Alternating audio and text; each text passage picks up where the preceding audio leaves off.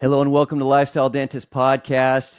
With me is an amazing episode. I've been looking forward to this for a long time. A good friend of mine, mentor, Gabriel Hamsel, who is a real estate expert, has a very high net worth that he's been able to build in real estate from nothing to very high figure, 8-figure net worth, and also health expert fitness. When you see him, you think of like men's fitness type body, just amazing health, amazing example in that way. And also I've always been impressed with Gabe, just the way you live life on your terms, your time freedom, your example in so many ways. Author of the book 0 to 100 Units, and we can go over that as well. Amazing book, by the way. Highly recommend each of you get that, download it, read it, order it on Amazon or anywhere else that books are sold. And with that said, so glad to have you on the podcast, Gabe. Hey, Garth, thanks for having me. Thank you for the kind introduction. Absolutely. Well, just to start off with, for those that don't know you, who is Gabe Hamsel? Gosh, I don't know how to answer that. I mean, I'm someone that, as you said, lives life on their terms. To me, I value freedom more than anything. And that's the freedom, how to spend my life, how to spend my day, my week, my year, and ultimately my whole life. Building my, financial wealth has been a big part of my journey. But I really do that for my time freedom. So, financial freedom was a big part of the journey, but in a quest to really kind of understand why that was so important to me at a young age, it really came down to, I wanted to own my time. I wanted to own the ability to do what I want, when I want, how I wanted, and just really live life on my terms. My family is very important to me. Real estate and that financial freedom, that time freedom has allowed me to spend a lot of time with my kids and with my wife and travel and do cool things. And, also spend time with the people that are important, other people that are important in my life. And so, that's me in a nutshell. That's awesome. When did that desire for time freedom start? Have you always known that? Did it kind of progress over time as a kid, as a teenager, as an adult? Like when did you kind of see that realization of what you wanted, what you didn't want? Yeah, it's a good question. I think the time freedom piece came later. Like at a young age, I really wanted to have control of my finances. So, I had wonderful parents, loving parents, kind parents, but they worked lower paying jobs. And I really, and I didn't go without, lower middle class. I didn't go without, but I wanted more and I wanted that freedom. And so, I was a kid that got a paper out as soon as he turned 12. And I did that, every morning until I was 16 and then got a job at 16. But I was also the kid that I had a hard time paying attention in school. Like, I was the one that was scribbling on the desk and not just kind of daydreaming out the window and probably poking at kids and just, I was kind of that kid. And as I got older, I also, I was always taught to question things. And so I always wondered, like, how is what they're teaching me in school, how does that really relate to the real world? And I had a hard time connecting the dots. A lot of the adults that I saw had these jobs, they worked all day. They couldn't wait till it was, Friday night because they had the weekend. And I'm like, how is this life? So many adults, they seem to hate their jobs. They seem to complain about their jobs. They can't wait for, the work day to be over or the week to be over. And that just seemed like the status quo, but it's not what I wanted, for my life. And so, all the way, up through high school, and I'd even ask the teachers, like, how is what you're teaching me? How would I implement this in the real world? And a lot of the teachers, their answers were like, well, if you want to go to college someday, I'm like, yeah, probably not. Well, if you want to go, to the next grade level, the next college, if you want to get a job, like you're going to need to know this stuff. And I'm like, gosh, am I going to need to know this stuff? I don't know that I do. And obviously as technology has progressed, I think a lot of the things they teach in school, we need less and less, or we have access to it very, very easily through technology that we didn't have before. In high school, wrestling was a very important part of my life. The social aspect of school I enjoyed, and that's really what kept me there. If it wasn't for high school wrestling and the social aspect, I don't think I would have stayed in school. But it was really just that curiosity of like, I don't see, what they're teaching me, like not only I don't see how it relates to the real world. Like I just didn't connect with it. It wasn't something that excited me, that energized me. I ended up joining, the Army National Guard, an infantry unit in high school. So it was my senior year. I joined during the middle of the wrestling season, but it was an Army National Guard. So it was 1 week in a month, 2 weeks a year. And, I could train on the weekends. So that was in 99, graduated high school in 2000. And I got deployed over to the Middle East, over in Iraq in 03 and 04. But right before that, around 2002, I read the book Rich Dad Poor Dad. And I know you've read it. I'm sure a lot of your listeners have read it. A lot of the people in our circle, and especially in the real estate world, has read it, and it's been a huge impact. So right around late 2002, I read Rich Dad Poor Dad, and I'm thinking like, this makes sense, right? Like it's not a how-to book, but it's a mindset around another way to live life outside of the whole go to school, go to more school, get a job. And that was the book that really opened my eyes to like, oh, wow, there is another way. And I was dead set convinced that my path to financial freedom and my path to wealth would be through buying and holding cash flow real estate.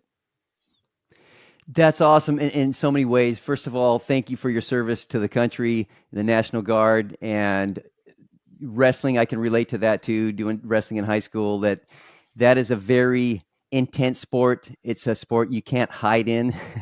It's you and your opponent, and so win or lose, there's no one to blame but yourself. And great way to put it. Yeah, absolutely. It's tough in some ways because you can't hide, but it teaches you a lot of grit, a lot of internal strength, and just ways to move forward. Well, in a lot of ways, that was my classroom in high school. Like I learned about desire and discipline and determination. I learned how to like push through hard things.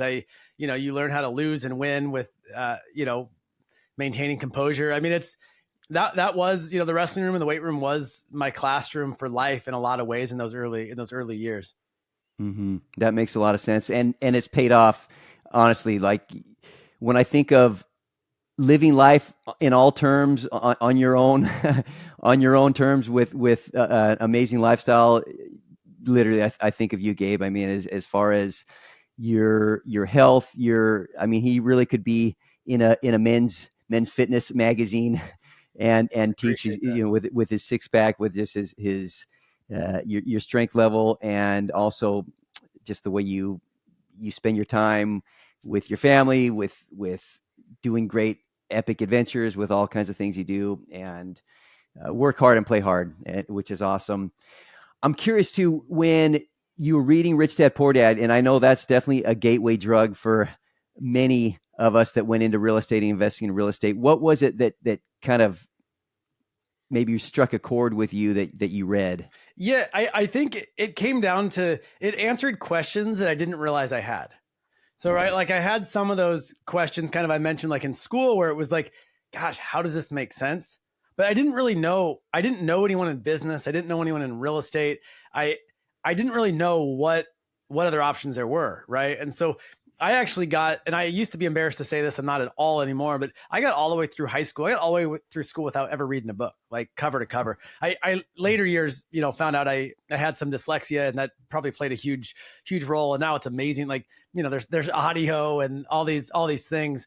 But up to that point, like I didn't think I enjoyed learning. And in fact, if someone would have asked, I'm like, education, whatever. Like I was willing to work hard, like in the weight room and the wrestling room, right? But like learning wasn't a big part of that. But a lot of that had to do, I hadn't found something that I enjoyed learning. So when I picked up Rich Dad Poor Dad, it was like, I couldn't put it down. Like it was the first time I had read something that I'm like, oh my gosh, like this is like, I enjoy learning. And, and now I feel like I'm a forever student. Like I'm still, audiobooks and podcasts, and I want to learn from people that I'm around and different mastermind groups. But I think it opened my eyes to like, wow, there actually is another way. And this is something that makes sense to me. It connected those dots that I couldn't find in the classroom. And so, and that's kind of where I got this strong conviction of like, well, if college isn't my path and having a typical job isn't my path, then real estate investing is my path. I think Rich Dad Poor Dad is put in such simple terms, assets put money in your pocket, liabilities, take money out of your pocket. Like it was written in such a simple way. It just clicked at a young age and was like, this actually makes sense. And it did answer a lot of these questions that I didn't know I yet had. Mm-hmm. That makes a lot of sense. Tell me about your first journey into real estate, because I know a lot of people think, well, how do you get into real estate? I'm not a millionaire. I don't have hundreds of thousands of dollars laying around. How do you start investing in real estate, and what was your first journey starting off? Yeah, I think the start is that strong desire. Like you have to have that strong desire. And it's a mindset thing. Like a lot of people, there's a lot of ways to invest in real estate. Most of my deals have been it's creative financing, seller financing, private money, hard money. There's a creative aspect to it. But I really think it starts with the desire, because without the desire, you're not going to be focused on and put the time and energy and build relationships around real estate. And so for me, that first deal, it was kind of interesting because I read that book. I read Rich Dad Poor Dad. I'm like, I'm going to buy a property. And then I was deployed soon after. And so I went from living in a friend's attic for $100 a month to being deployed. I got called on a Friday night. I had to check in on Saturday. We did some pre-mobilization stuff on Sunday. We had Monday and Tuesday to get our personal life together, say goodbye to our family. And Wednesday we were gone. So I got a call Friday, 5 days later, I'm gone. Right. And so it was just like a whirlwind of a time. And so I literally go from a friend's attic, $100 a month to, getting deployed. And I'm telling my friends, like, I'm going to come back. I'm going to build this real estate empire. And they're like, what are you talking about? Like, some of these guys were in school, some of that, we were all young. I mean, I joined at 17, by the deployment, I'm like 20. Right. And so, and a lot of the guys I was with, at least I was close with, were, also in their early 20s. And they're like, what are you talking about? Like, how are you going to, build this real estate empire, and I don't think I called it a real estate empire. I'm just like, I'm going to buy property. Right. I don't know that I'd call it an empire today either, but that was like my mindset. I'm going to buy all this real estate, build this large portfolio.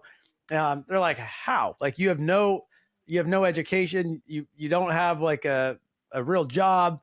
And I'm like, I don't know how yet, but like, people do it.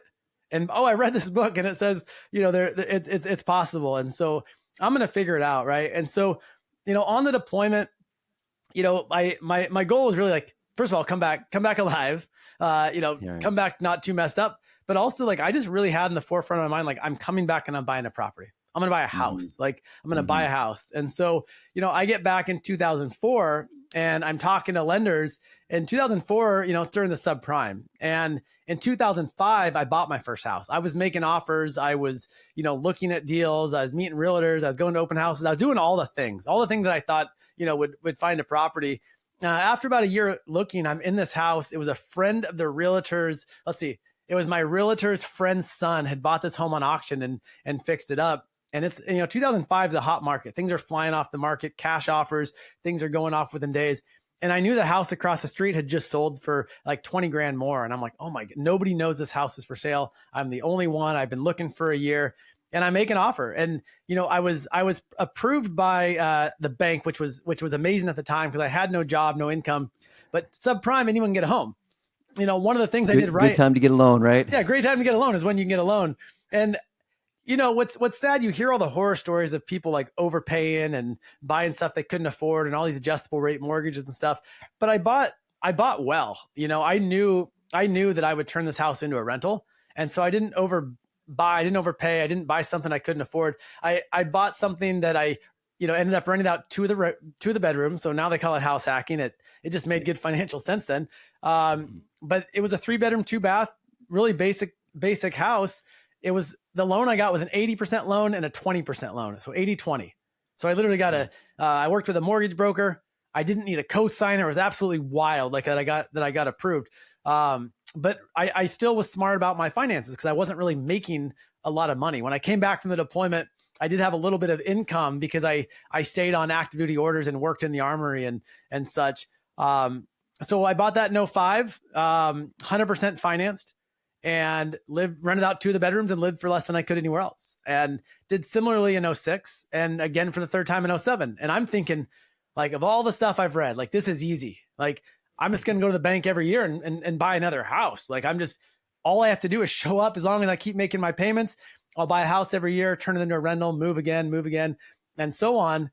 And in 2008, I went back to the bank. And so keep in mind, 2008 also is, when everything changed, and I really wasn't paying attention to, interest rates and the market.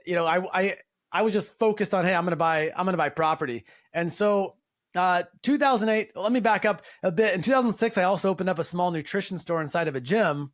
And by 2008, it wasn't really making money. It never really made a lot of money. It was always cash flow positive, but not enough to live on, So 2008, I shut the store down. My first child's born in 2008. And I'm like, gosh, what do I do? I guess I'll buy another house. And so that's actually when I went back to the bank and they said, you do not qualify. And I'm like, what do you mean I don't qualify? And I know you've heard this story a bunch. Like I share this a lot because, up until that point, it was easy. I just show up, every year and I get approved for another house as long as the other house that I moved out of is, now a rental and going to be cash flow positive. So the bank says you don't qualify. And I'm thinking, well, what do you mean I don't qualify? I've made my payments on time every month. I have great credit. And they said, no, you don't have a job. You don't have a down payment. You don't have income. And I said, I never needed that before. Why do I need it now? They said guidelines have changed. You'll never see, the real estate market's crashing. You'll never see a market like this before. And they're telling me like, you need a job, you need a down payment, and it's going to be a large down payment. I'm just doing the math. Like, I don't really have any marketable skills for a high paying job. I would need, multiple jobs to save up for this down payment. And I realized there had to be another way. And so 2008 is when I really started focusing on buying properties with seller financing. And I knew very little about seller financing, but I did know, and it was just like in the back of my mind, I was like, gosh, I remember reading about seller financing, private money, and hard money. Since I knew nobody with money, I had no one to ask for, for a loan to buy a property. And I didn't know anyone at the time that did hard money loans. So I was like, hey, seller financing is going to be my path.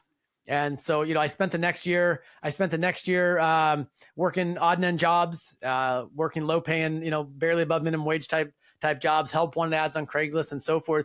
And by 2009, I put my first seller finance deal together. It was 2 duplexes, so four units, and it replaced my income almost to the dollar that I was making at that job. And that was really the beginning of my journey of starting to really build up my portfolio. Everything else I bought 2009 through 13 was all no money down seller financing. And that was really like the beginning of my true real estate investment journey.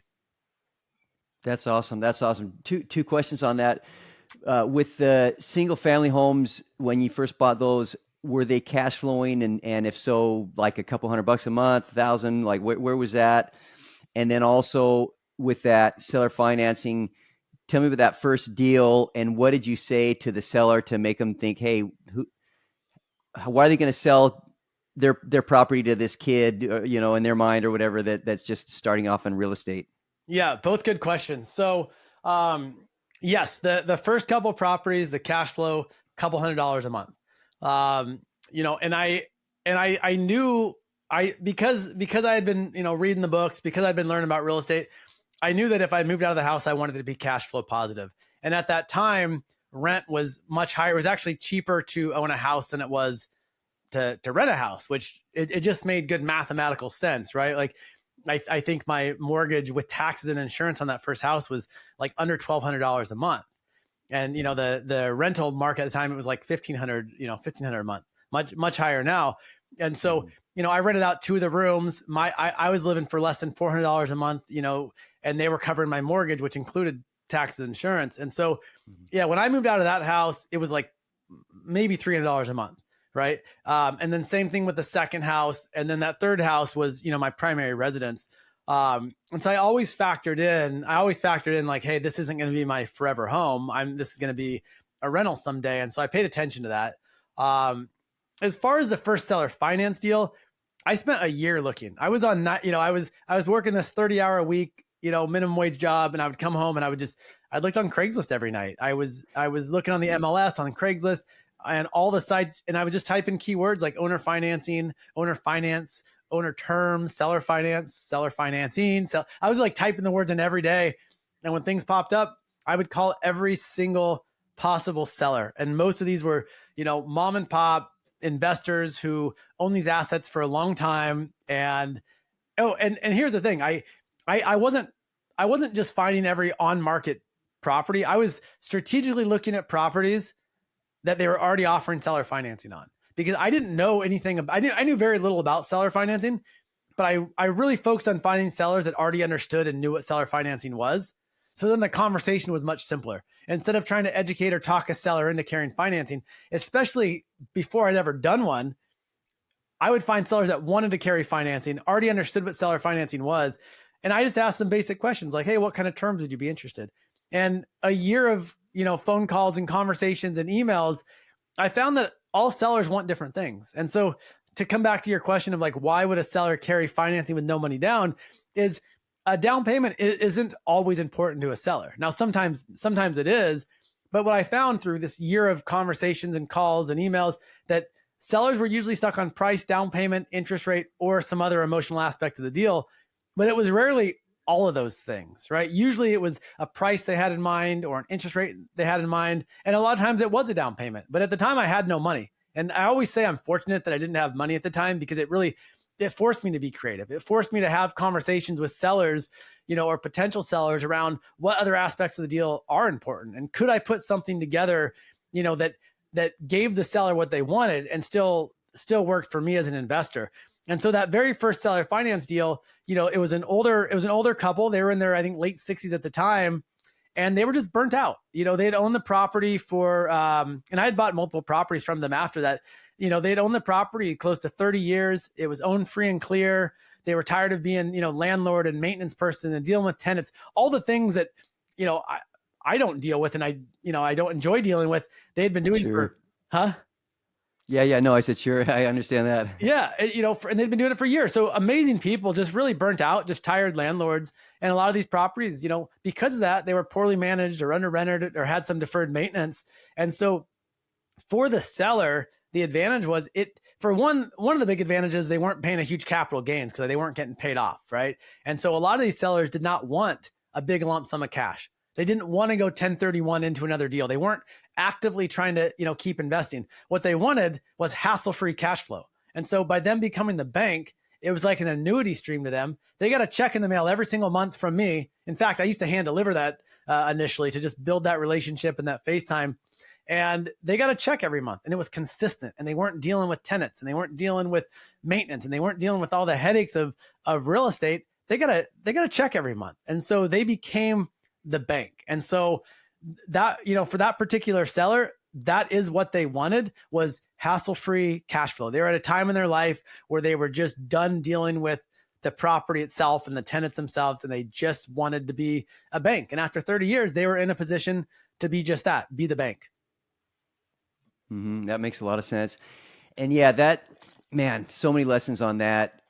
One, I just admire when the bank said, okay, you can't buy this loan anymore, at least with the way the financing had changed.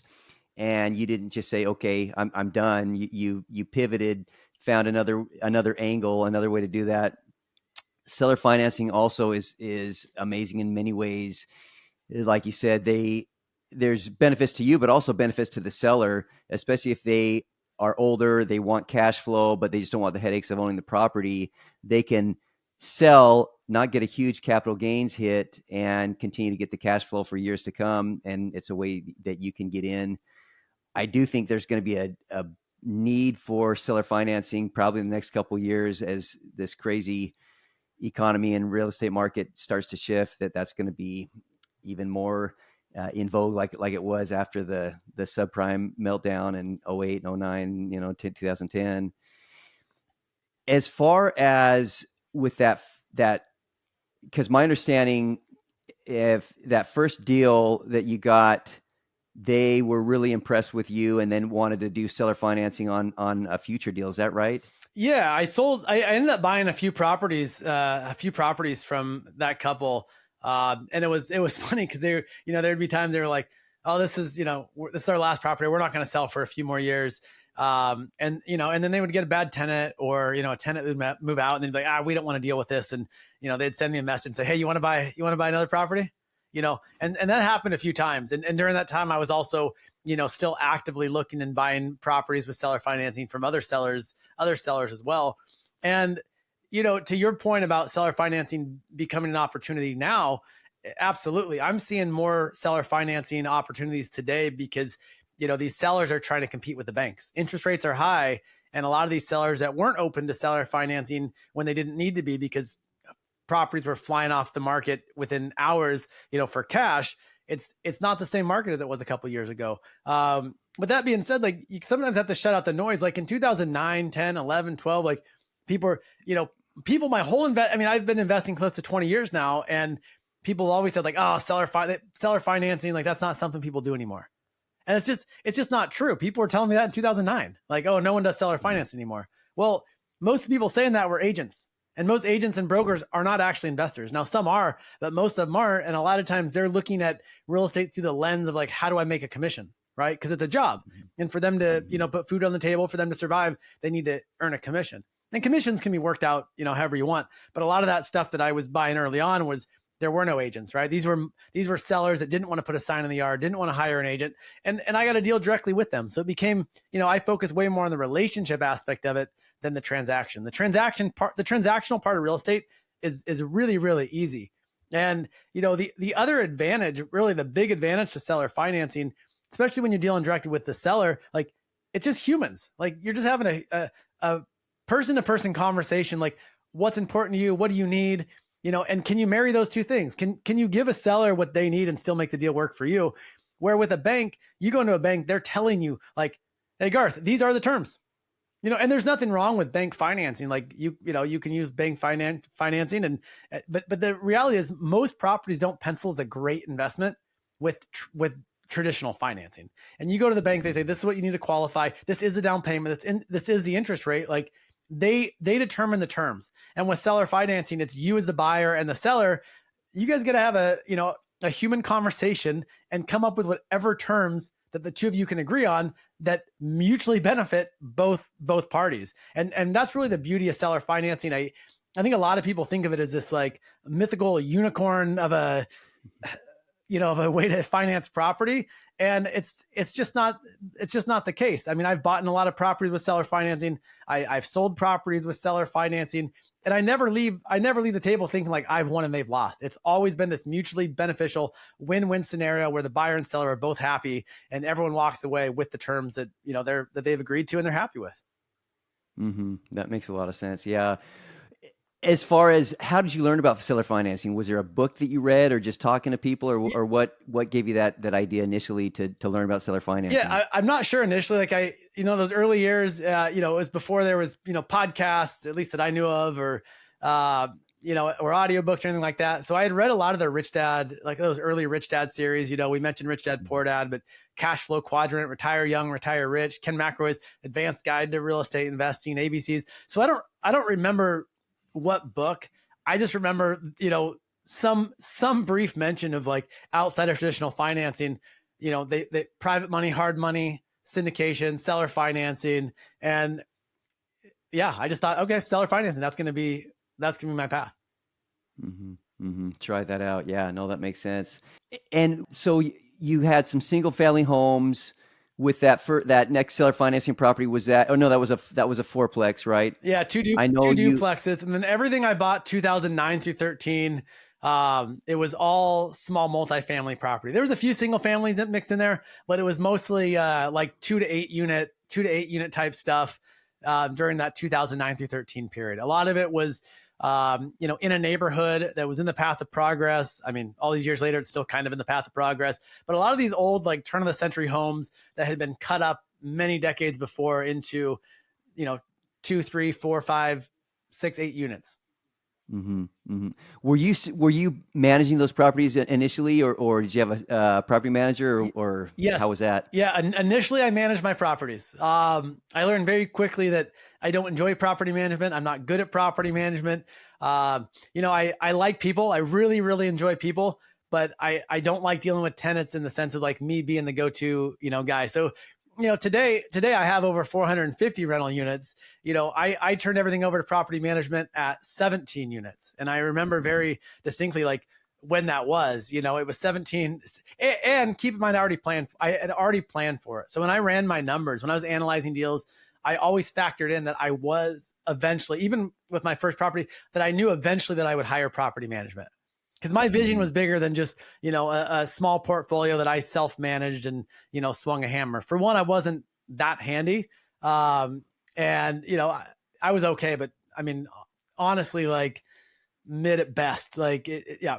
And so, 17 units, 10 o'clock at night, I'd been trying to fix this toilet in this leaky unit that was occupied.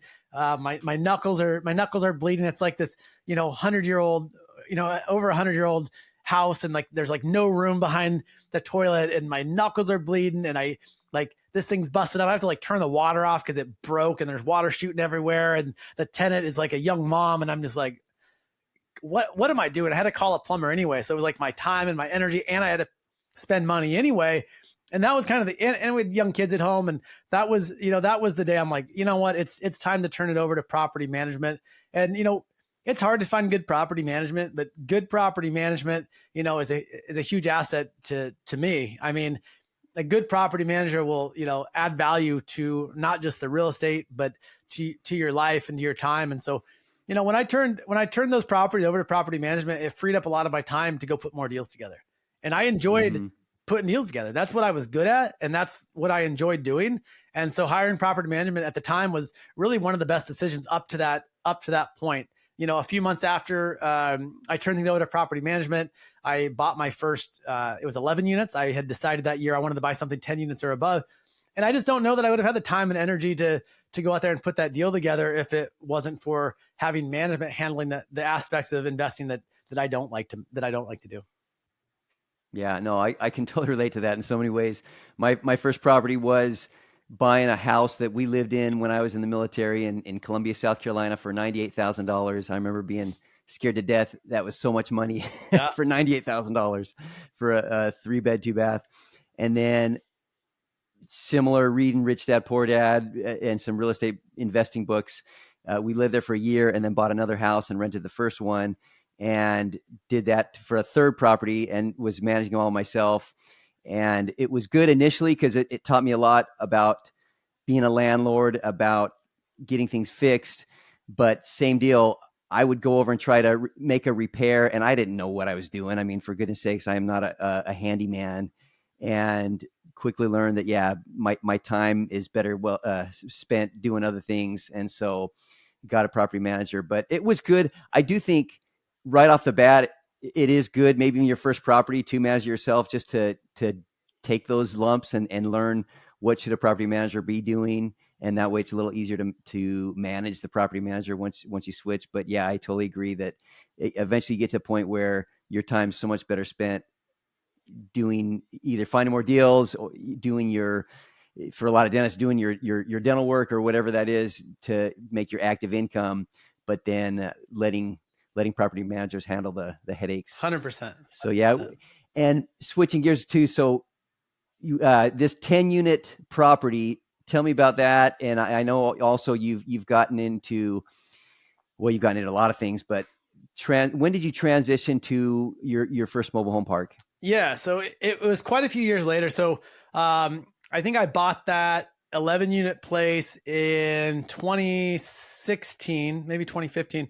It was also the first property I'd ever sold for a small profit. It was a Class C, I don't know, it was about 45 minutes from me. I had hired property management, but I was still kind of hands-on, and this thing was a mess.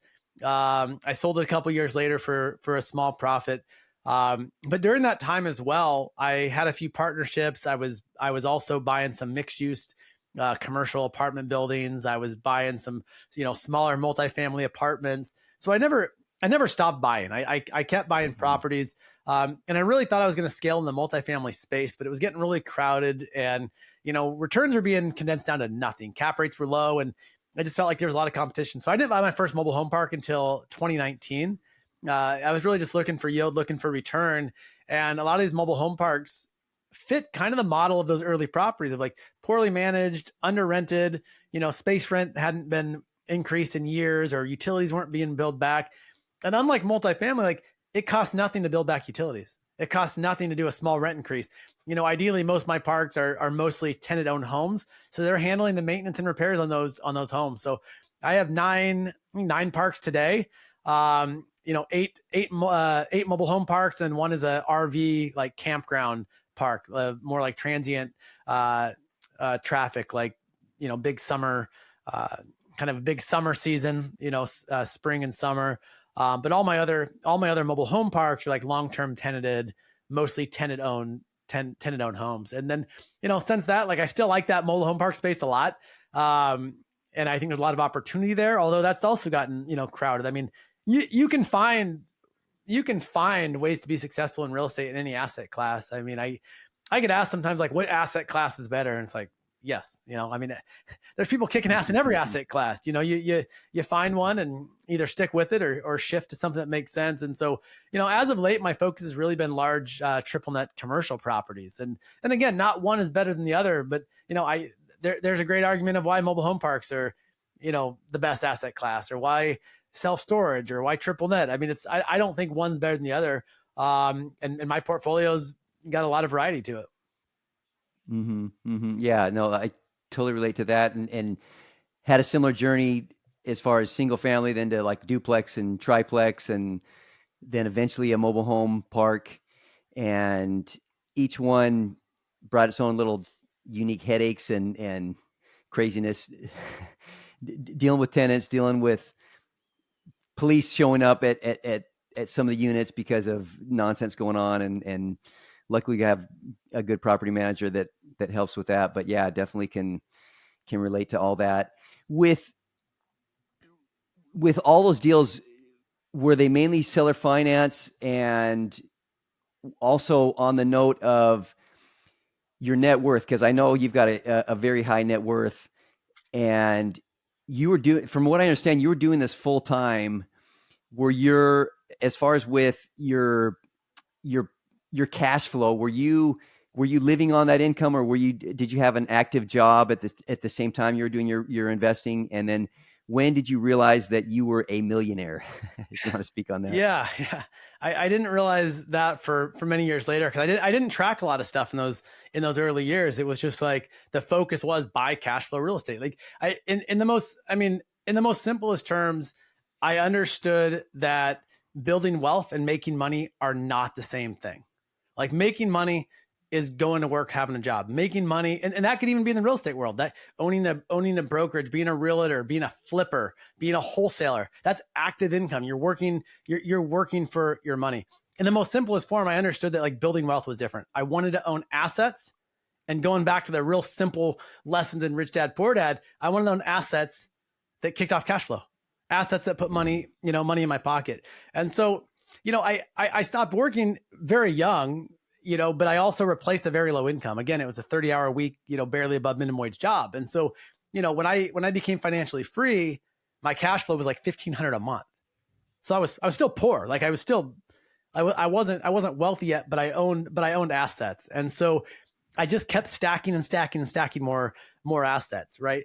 In 2014, when I refinanced those properties, those first several properties, I did 10 refinances, and I didn't pull cash out, but every one of those properties appraised out at 70% LTV or better. So from an equity standpoint, I had probably reached that million net worth plus whatever back then, but it wasn't something that I really tracked, because the focus was just like buy more assets. And for most of my investing career, I was very cash poor and equity rich. And what's interesting is a lot of my wealth has been built on appreciation, has been built on equity, whether it's value add, whether it's increasing rents, increasing value in some way, or just the market and the properties, going up in value over time. But I was focused on the cash flow, and the cash flow is what's allowed me to hold properties for a period of time where I can then look back and go, wow, this property has served me well. I've owned it for 10 years or however many years, and there's been decent cash flow, but now there's a lot of equity. And does it make sense to hold this still? Does it make sense to sell this and, daisy chain that into a bigger property that's going to produce even more cash flow? And those early years, I wasn't focused on the money. Again, I was focused on like building wealth through buying and holding cash flow real estate. And a lot of those early years, it was like very little money in the bank, and, just buying assets. And as far as how I financed all the early ones were seller financing. And then a very interesting story, like in 2014, when I did refinance that initial bunch, that one of those sellers became my first private money lender. And I love sharing this story because I talk about relationships and how the transactional piece of real estate is the easy part. When I refinanced, these 10 properties, 10 multifamily properties in 2014, one of those initial sellers got a big lump sum payoff. The bank gave her, a bunch of money because I refinanced, and she said, "What am I going to do with all this money?" And I know you've heard this story, Garth, probably many times, but I said, No, but keep going. yeah, But I love yeah, it. I love it. Keep going. I said, you could lend it back to me. And keep in mind, I had never borrowed private money. I knew very little about private money, but I said, you could lend it back to me. And she kind of laughed, and, we got off the phone, and a couple months later, I was in contract on a home, and I was going to use hard money. It was going to be my first hard money loan. And she called me up and said, "Hey, were you serious about me lending you that money?" And I said, "Yeah, I'm actually in contract on a property right now." She said, "I would love to finance it for you." And she became my first private money lender. Why would she do that? Well, we had 6 years of trust. This is the same woman that I would hand deliver the check to every single month. That I was a man of my word every single month for 6 years. I made my mortgage payment on time to her. So we had that built-in trust. We had that relationship. So she was happy to become my first private money lender. So from 2014 on, my properties were then financed. I still bought with seller financing. I started using private money. And then I built a relationship with a hard money lender. I went into a hard money lender's office years before I ever asked to borrow money, and looked like a crazy guy probably, and just said, "Hey, I want to introduce myself. I started investing in real estate. We're going to probably work together one day." And, years later, I've borrowed millions and millions of dollars from that from that hard money lender. But it started with a relationship. And so all my deals up to, a couple of years ago have been a combination of seller financing, private money, and hard money. And, even the larger commercial properties, the triple net stuff that I've been buying has had a, seller financing component to it, or some creative structure to it. Mm-hmm.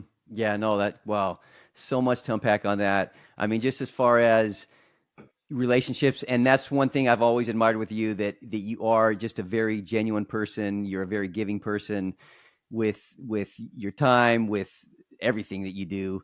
And I could see people that you work with, and you're consistent, you're making the payments, you're following through with what you say you're going to do, that they're like, "Wow, this is awesome." Plus they got a payoff, and then like, "Well, what am I going to do with this money now? Because I'm going to have to pay taxes on it." So yeah, giving them an opportunity to continue to invest. Another thing too, just as far as with the passive income and net worth, I know there's definitely a big difference between being rich and being wealthy. I know many dentists that are rich, at least on paper, where they have a high income, that they make a lot of money every year. And yet if they got hurt, if they wanted to go on vacation for a month, if just about anything, they could be broke within a matter of weeks, because they really don't have any passive income coming in month after month. And people that are wealthy, they have money coming in, whether they're sleeping, whether they're on vacation, whether they're doing their active job. And so it really is night and day between being wealthy and being rich. And so when did you first realize, okay, my monthly nut, my food, my shelter, my, basic expenses are covered by my real estate? And then I guess, was that like an aha moment, or did it just kind of slowly happen over time? I mean, that was the initial goal, right? But again, like going back to, I had a low paying job, right? So that initial goal was to replace that income. And so I did that pretty quick, because that goal was it felt very obtainable, right? But I obviously didn't stop there. I didn't want to live on $1,500 a month. So it's like with every property I purchased, cash flow went up. Kind of going back to what you were saying about like rich versus wealthy, or, a job being one source of income. I think it's important to have as many income streams as possible. It's whether that's a job or whether that's even one rental property, right? Like that property goes vacant, boom, there's your income stream. I think it's riskier to have one income stream than it is to have multiple income streams. And I reflect back on the last 20 years of my life, and it's like, I am always in a better position because I own real estate. I always have more freedom and more choices because I made the decision to buy as much real estate as I could. And it's just set me up to be in a better position had I not owned real estate, or do I not own real estate, right? Like, you get oh shit moments, you get things that come up, you get tenants that move out, you get, expenses, but when I reflect back, like, I'm always in a better position because I made the decision to buy real estate, and because I have multiple income streams through real estate. I look at every single one of my rentals, every single unit as an income stream, right? And it's kind of going back to, like, you have a single family home, or you have a W-2 job, you lose that job, that's all your income. Single family home, tenant moves out, that's all your income, right? You have a 10 unit place, the tenant moves out, that's only 10%. You have 100 units and the tenant moves out, that's 1%, right? So the more real estate you own, the less negatively it impacts you when something negative happens. You have other real estate, you have more wealth, you have more equity, you have more cash flow from other sources than just that one source. That makes a ton of sense.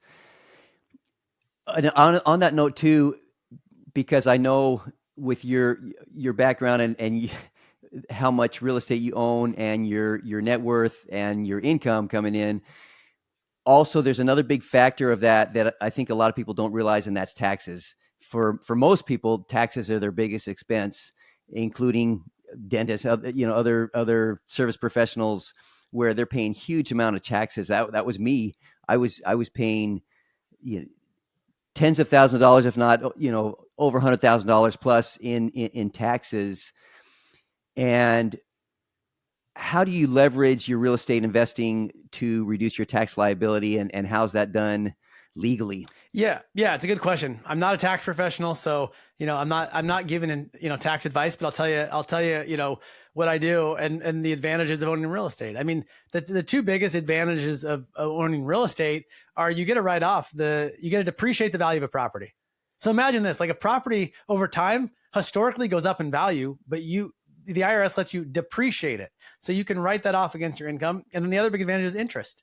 So a lot of those early deals I did, they were interest only payments, which I was fine with because it was a lower payment. That means 100% of the payment was a write-off.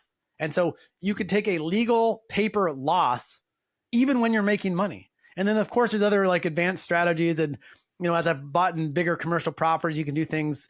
Obviously, like the 1031 exchange, you sell a property, you can exchange it into another property and just defer those gains. And you can do that, forever. And then of course, like, there's accelerated bonus depreciation. You can do cost seg studies on some of the big stuff and, accelerate some of that early depreciation to go against any kind of big capital gain or any kind of earned income. And so, real estate has some of the best tax advantages of any business there is. And if you're doing it right, and you plan for it, like, I mean, there's really not you cannot pay taxes forever. Yeah. Which is phenomenal. That you can, people making millions, even billions of dollars, and not pay taxes legally. And we sometimes wonder how's that done, but it's just knowing the tax code. And I agree. I'm definitely not a CPA as well, but I've worked with some really good CPAs, and it's amazing when a good CPA understands the leverage of real estate, of businesses, how you can legally reduce your taxes. And it's really like a deal with the government. I mean, they want housing for people. They want businesses. They want things to stimulate the economy, to give people shelter. And so they want to provide incentives for providing that as an investor.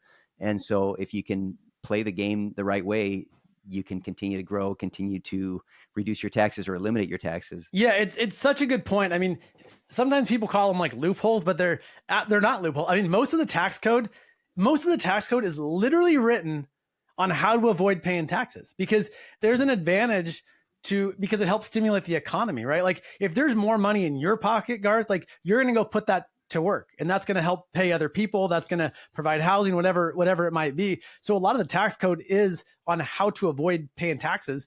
But that's really hard to do with a, traditional job. And if you're not a business owner, if you're not invested in real estate, so like, it's not so much of a loophole as it is like, it is the tax code. And there's things put in place that are important to know so that you can take advantage of those things. Yeah, no, so true. Okay, next question, kind of moving into to now, as far as, because I know you've got a lot of different real estate, and you're also doing commercial, different things like that. What's your thoughts on where where the puck is moving, like what you want to invest in the next couple years? I mean, now in the next couple years, and then also maybe even taking a step back and say, okay, I'm a dentist. I've never invested in real estate. I've got a 401k, and that's about it.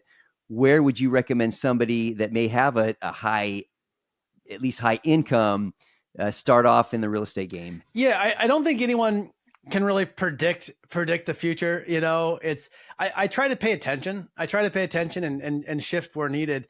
But I think it's always a good time to buy if you buy right. I mean, you can buy in a high interest rate environment, a low interest rate environment. There's a time that it might make sense to refi, it might make sense to sell. It just really depends. As far as like, you know, high salary earners, maybe someone's built up a significant amount of wealth. I think it really comes down to individuals' goals, right? And whether it's me or anyone else, like I think it's important to get really clear on what's important to you, because I don't think anyone should be buying real estate just because I'm buying real estate or just because you're buying real estate. It needs to actually align with what's important to them. Because I have also watched people going, oh well, I should buy real estate, and I do think it's a great place to store wealth. But as far as like what to do, it really comes more down to like the individual person, what they want out of life, what's important to them, and making sure that any financial decision, or really any decision in life, financially or not, aligns with what's actually important to that person. For some people, like, I used to think in terms of like, oh, this is what everyone should do, right? Like I read Rich Dad Poor Dad, I'm like, oh, everyone should quit their job, everyone should invest in real estate. Like I don't necessarily think that anymore. That was my path, that's a lot of people's path. But for some people, like, it's just not. But the clearer you are on what you want, it's easier to say yes to the things that align and no to the things that don't. I don't want to tell someone like, oh, you should take all your money out of your 401k and go buy real estate. That might be the right answer for some people, but it might not be the right answer, for others. Like for me, getting a job seems way more risky than investing in real estate. For some people, owning real estate may feel more risky than a job. But I think, really get clear on those. What are your financial goals? What are you looking to do? And then, the path there's going to be much clearer. Do I think real estate is, the most leverageable asset on the planet? Yes. Do I think that's a great way to build wealth? Absolutely. But I don't want to tell people what they should or shouldn't do. Yeah, no, man. Yeah. Again, so many different ways to go on that. As far as goals, because that's something I've always admired about you, Gabe. You are so laser focused on what you want, on clarity, on from the beginning. I mean, talking about from starting with nothing, and then your first property, investing in real estate when you're working at a minimum wage job, and then building millions and millions of dollars worth of net worth in real estate, and just continuing on, even maybe when, like you said, initially it was just a couple $100 and then $1,500, and then that just kept snowballing. But when you think of goal setting, what are some keys to, I guess, finding clarity in what you do want, and then how do you go about setting goals and then trying to achieve those goals? Yeah, I've had a lot of conversations, been a lot of circles around goals and habits and different things. I think goals are important, but I think habits are more important. Habits compound, and whether that's working out, whether that's diet, whether that's lifestyle, whether that's investing, like habits compound. And so a lot of times, and I'm not one to say like this is the way to have goals and track goals. I mean, some people, you find what works for you.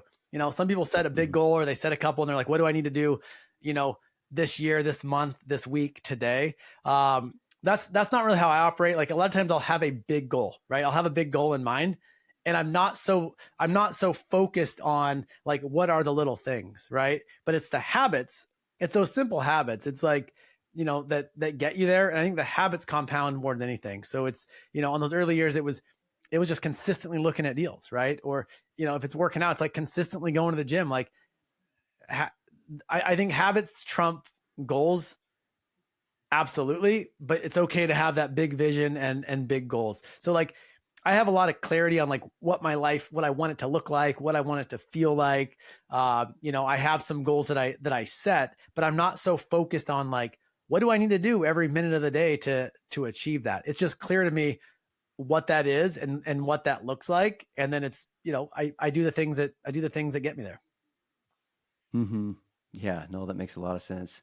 Kind of like the Atomic Habits book, forming those habits that are going to get you to where you want to be. That makes a lot of sense.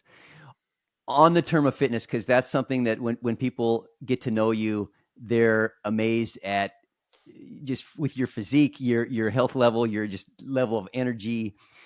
What are some things that have made a difference on you reaching peak health and maintaining that, and kind of on the same line with habits, It's whether it's goals or habits, uh, to be able to reach and then maintain uh, it's the same thing. peak health and Yeah, peak it's the performance? same thing. It's consistency. It's consistency and effort, right? Like you can go to the gym consistently and have no effort, or you can have an effort. Like some people, like they go hard for a year and then they stop, right? But it's consistency and effort. I've been working out since I was 14. I haven't stopped, right? Now my workouts have changed, throughout the years, but the consistency is what pays off. It's the and that's why that I mean, like, working out is a great example of like habits versus goals.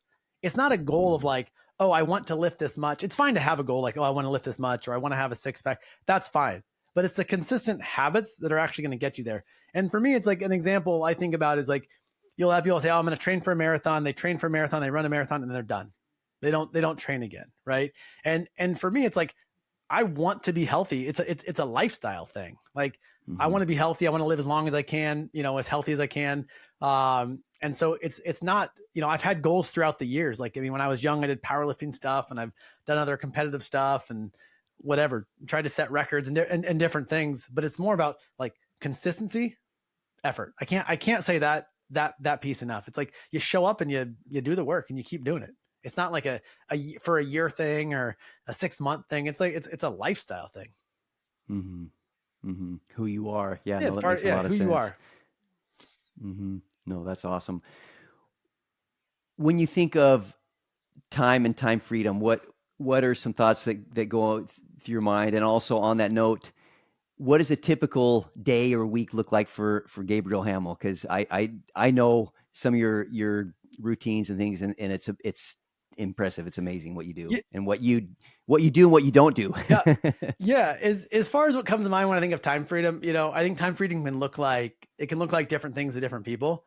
But more importantly, it 100% comes down to like what I said kind of at the beginning of the show, like owning what your day looks like. It comes down to freedom. And, when I think of time freedom, I think about that freedom piece. Like, I can live my life on my terms today, tomorrow, like today, next week, the week after, next month. Like, it's the ability to do what you want when you want. And so that doesn't have to be the same for people. So like for me, a lot of times it's spending time with the kids, spending time with my wife. Sometimes it's traveling to amazing places, doing really, really cool things. I think about when my dad passed away 6 years ago. I mean, I had a level of gratitude for time freedom even more so because I got to spend every day with them. I didn't have to decide between like, do I miss work or not get to spend time with my dad? Like, and so yeah, time freedom to me is just, it's more choices, it's more freedom in general. And that could be going off and doing amazing things in amazing countries with amazing people. But that higher level of time freedom and that higher level of appreciation was really when, my dad and I were really close. And when he passed away, like I didn't have to choose spending time with him or going to work. I got to Mhm. spend that time with him. And so, when I think about time freedom, I really think about the freedom to choose what your day and your week and your month and really ultimately what your life looks like, and putting things in your life that are important to you and spending time on those things that are important to you. And yeah, sometimes that's my family, and sometimes it's working out, and sometimes it's traveling to amazing places, but ultimately it's having the freedom to decide what I do with my life. That's awesome, man. That's beautiful. That's definitely going to be a social media clip because that's so true. When you think about that, how do you balance your life between your investing, your family, your health, your mental peace of mind, spirituality, whatever you want to go with, And does that change based on the day, based on the week, or the year? Yeah. I think some people are surprised that know me, that I don't have this like regimented, like wake up at this time and I do this. I'm not like a miracle morning guy. Like I know, that works great for a lot of people. And, I don't knock anyone's, good habits or things that get them that align with what's important to them. But I'm consistent on things like I work out consistently, but it's not the same time. Right. Like, but it is something I work out 6 days a week, but it's not like 9:30 every day. This is, my regimen and routine. And so, I'm sorry. What you asked specifically? You wanted to know what my day looks like. Well, I guess I mean what your day looks like, and how do you balance? Because I know of a lot of people talk about life balance, things like that, and I've heard you're not really, it's not life balance, it's balancing. Because your focus may vary based on the day, based on the year, what's going on in your life. But how do you go about that, finding that that balancing of life? Yeah, I love that. And what maybe say what an average right now, what does an average week or day look like for you? I do love that you said balancing, because that is how I describe it. Like I don't believe that we're typically in perfect balance. It's always balancing, right? And so it's, for one, I'm really clear on what's important to me, right? There's a handful of things that are really important to me. So some of it is just the clarity around like what's important to me, and then when I take things on in my life, it has to align with those things. If it aligns with those things that are important to me, then it's a yes. If it doesn't align, it's a no. And the clearer I am on what's important to me and what's not, it's easier to say yes and no to the things that align or that don't align. And with, as far as balance or balancing, like, yes, I don't believe in balance. Like we're always balancing. Like there's times that my marriage needs way more time and energy put into it. There's times that my business does. There's times that my kids do. Like it's, it's always balancing and trying to just keep in check and checking with myself of like, where am I at? Am I out of balance? Do I need to go put more time in one area, and sometimes it seems a little more even and everything's just in flow. And other times I need to intentionally imbalance things in my life and intentionally put more time or energy and effort into a certain area. And that's okay. And I think with clarity, it's easy to determine, where you need to put that time and energy. Mm-hmm. That makes a ton of sense. Yeah.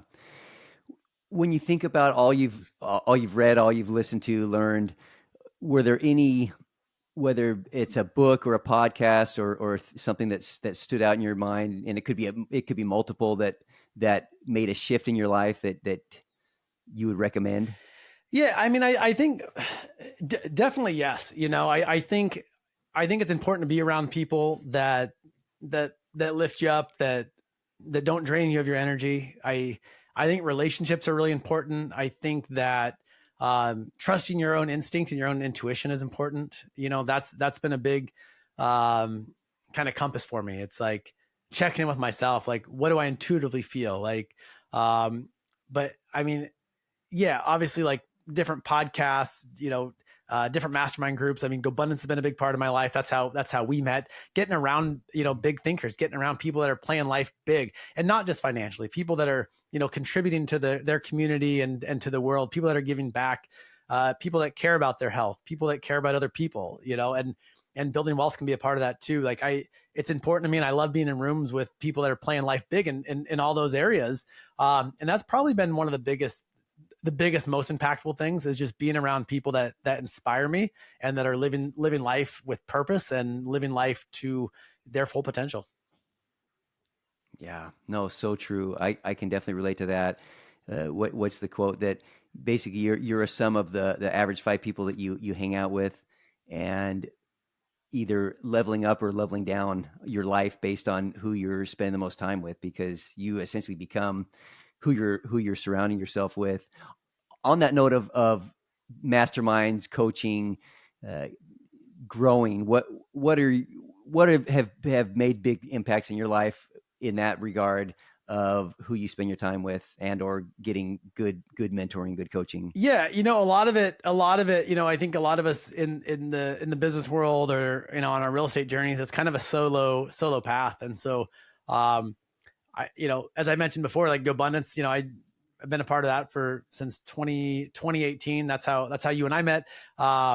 that's probably been one of the most impactful, because there's a net worth requirement, right? So it's all high achievers, but the focus is often not finances. It's how to be, a better partner, how to get in peak health, how to contribute. It's like I always say it's a group of high net worth guys that care about more than just money, and that's what it is. A lot of times the conversation, it can be about business and money, but oftentimes it's about, other things, all the other important things in life. So, that's definitely been a big part of my life and a community that I'm, glad I'm a part of. I'm in other real estate mastermind groups. I am recently a co-founder of the 0 to 100 Tribe, which is a real estate mastermind and an amazing community. That's all about, building time freedom through cash flow real estate. And so that's a way for me to like pour back into others and give back in that way. And I love seeing other people succeed and achieve their goals and live a life that,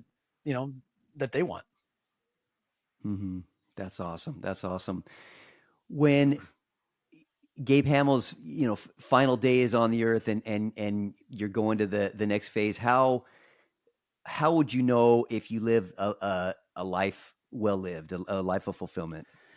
Gosh, I know that's a loaded question. Yeah, it is. Like I think there's a level of contentment and gratitude, like in all areas of my life. I feel like if I'm not growing, I'm dying.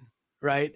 But there's also like, I think about this when in conversations about like bucket list items, right? Like, I guess the best way to explain it is there's nothing I feel like I need to do, but I want to do it all. I want to experience life to the fullest. Like, so to me, it's not about a certain level of achievement. It's like, when I think about my life, my happiness comes from a high level of gratitude, and I'm grateful for the big things, and I'm grateful for the little things. I